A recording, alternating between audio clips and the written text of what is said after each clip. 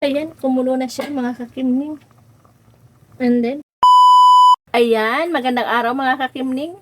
Andito na naman po tayo sa ating munting kusina at tayo ay magluluto ng malalaking dilis. Ayan po, simple lang po yung ating menu ngayon. Ang dilis na malalaki at ang luya, kamatis, sibuyas at ang sili na green na di nawawala sa aking mga sinabawan. Atin na pong i-ready ang ating lulutuin mga kakimning. Sobrang dami nitong aking dilis. Ayan. Ang laki po ng aking lulutuan. Ang dami ng sabaw.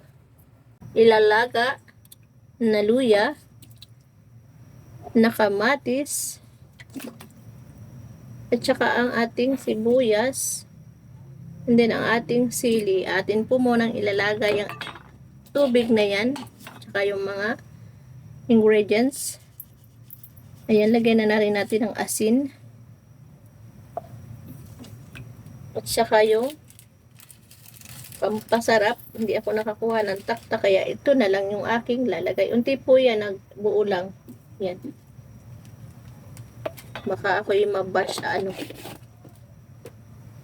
Kuluan lang po natin yan. Habang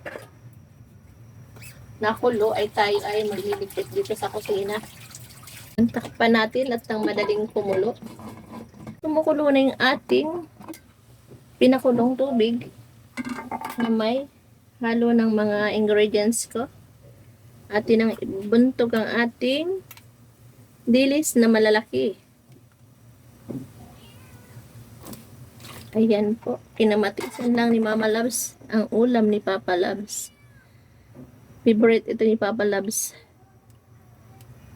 Pakuluan natin ng ano lang, saglit lang nakulo para hindi siya malabog.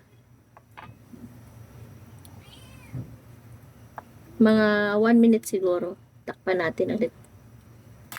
At nang pagkakulo ng isang kulo ay atin nang aahunin.